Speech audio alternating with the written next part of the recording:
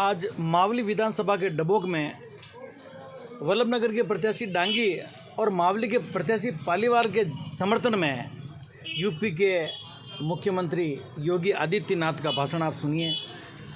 इनके भाषण सुनने के लिए हज़ारों की तादाद में जनसंख्या यहाँ मौजूद थी, जो इनको सुनने के लिए लालायित थे, नारे लगा रहे थे योगी योगी योगी, मोदी मोदी मोदी। और इनका भाषण जो है वो इतना सटीक है कि जनमानस के दिलों में उतर रहा है।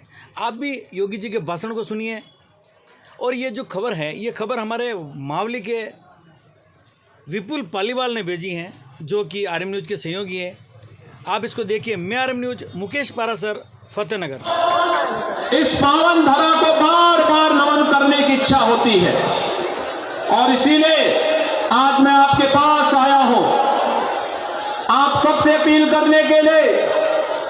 पूरा देश बदल रहा है, पूरे देश में आज भारत के अंदर एक नई बहार आई है। दुनिया के अंदर भारत का सम्मान बढ़ रहा है। भारत के बारे में दुनिया की धारणाएं बदल रही हैं। प्रधानमंत्री मोदी जी दुनिया के अंदर जहां कहीं जाते हैं,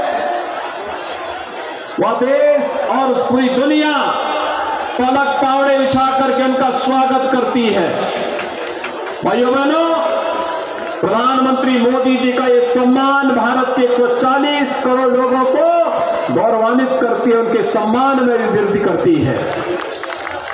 एक तरफ भारत का वैश्विक मंच पर बढ़ता हुआ सम्मान और दूसरी तरफ सुरक्षित होती हुई सीमाएं। याद करिए, भारत की सीमाएं कांग्रेस के समय में आतंकवादी कहीं भी घुसपैठ कर लेते थे, घुसपैठ करके आतंकी घटना को अंजाम दे देते थे। दुश्मन देश भारत की सीमाओं का अतिक्रमण कर देते थे।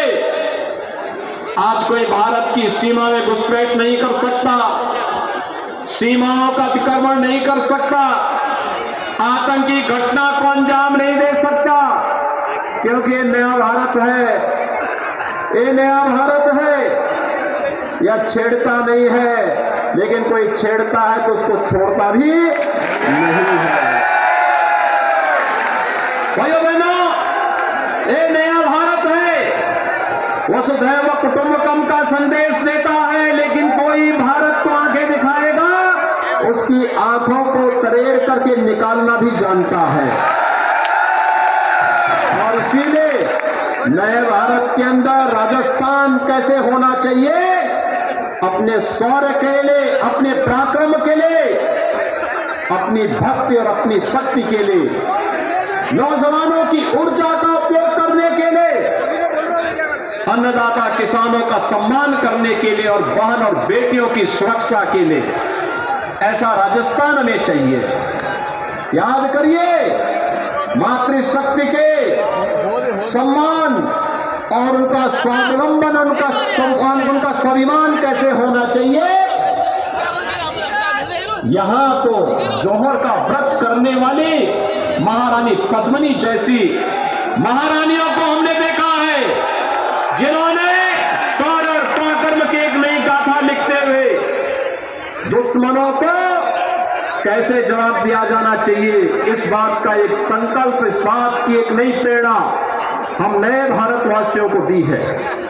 भाइयों बहनों, इस राजस्थान में आज क्या हो रहा है।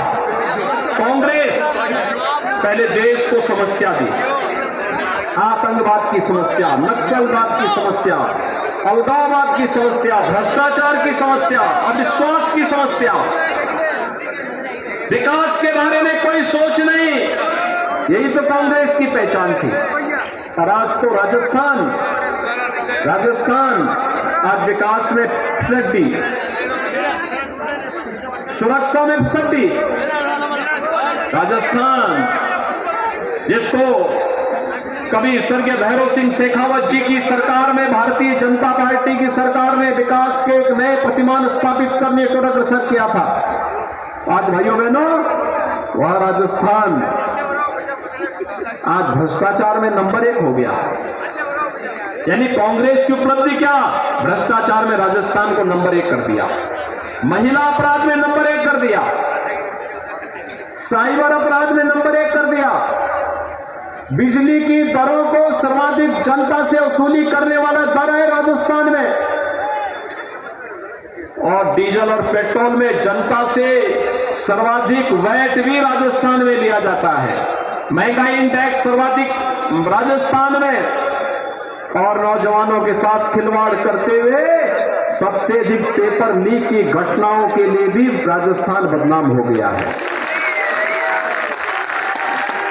भाइयों बहनों, हमें आश्चर्य होता है, ये राजस्थान की सरकार न विकास करा पा रही है, न बहन बेटियों की सुरक्षा कर पा रही है, न नौजवानों के रोजगार की व्यवस्था कर पा रही है, न अन्नदाता किसानों के चेहरे पर खुशहाली ला पा रही है, और न आपकी आस्था का ही सम्मान कर पा रही है। आस्था का भी तो सम्मान नहीं है। रामनवमी में, यहां रामनवमी के जुलूस पे रोक लगती है, सर्वाधिक जुलूस उत्तर प्रदेश में निकलते हैं, वहां 6.5 वर्ष से कोई कर्फ्यू नहीं, कोई रोक नहीं, यहां रोक नहीं है, लेकिन यहां रोक है।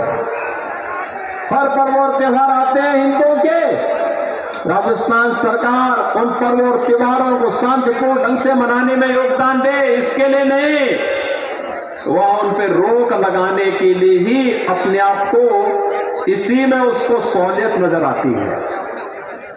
भाइयों बहनों, जो आपकी आस्था का सम्मान न कर सकता हो, आपका विकास न कर सकता हो, ऐसी सरकार का फायदा क्या? और भाइयों बहनों, मोदी जी ने तो 9 साल में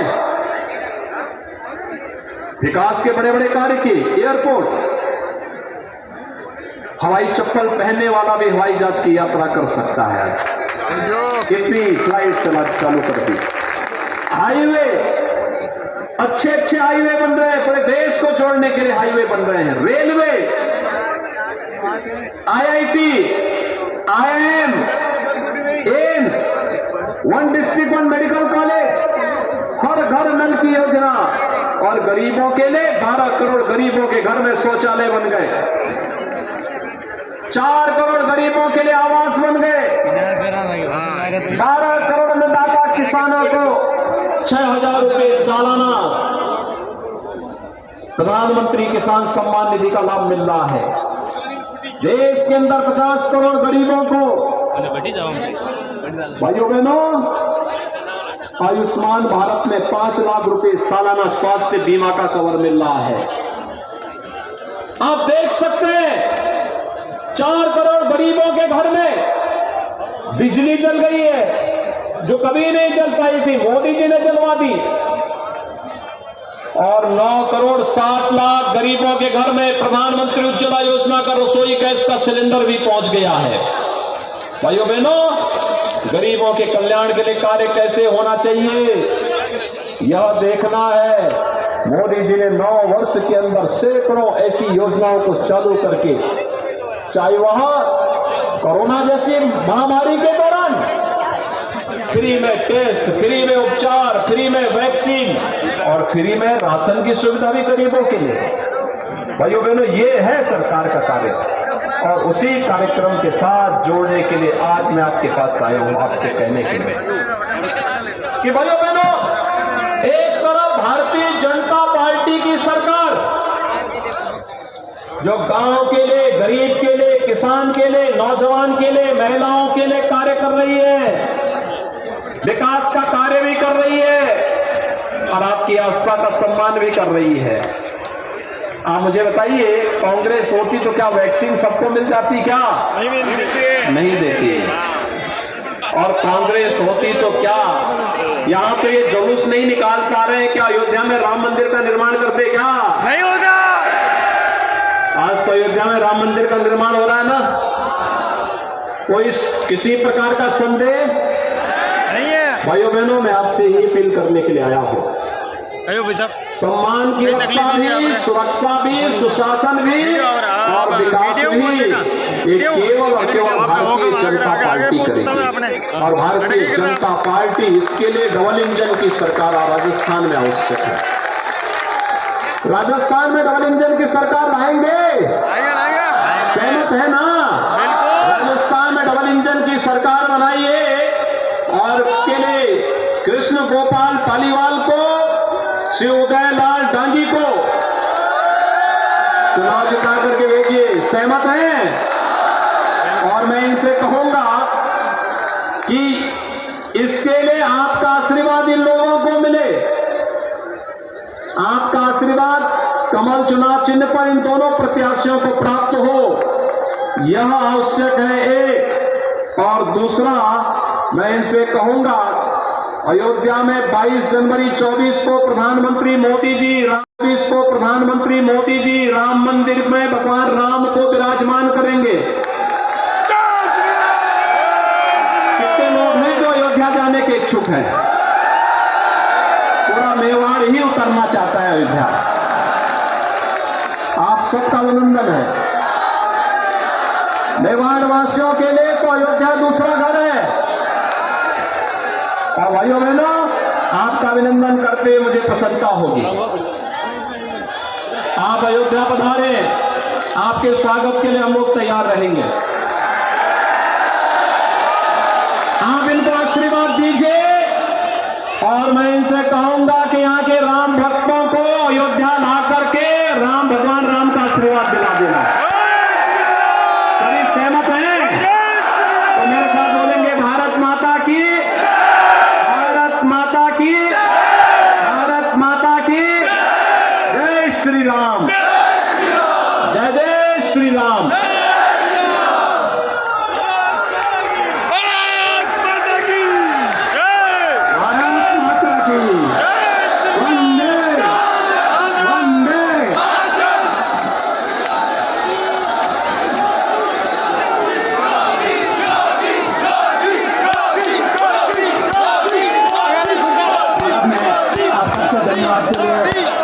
निवेदन करूंगा कि सभी कार्यकर्ताओं का जनता जनार्दन का धन्यवाद ज्ञापित करें।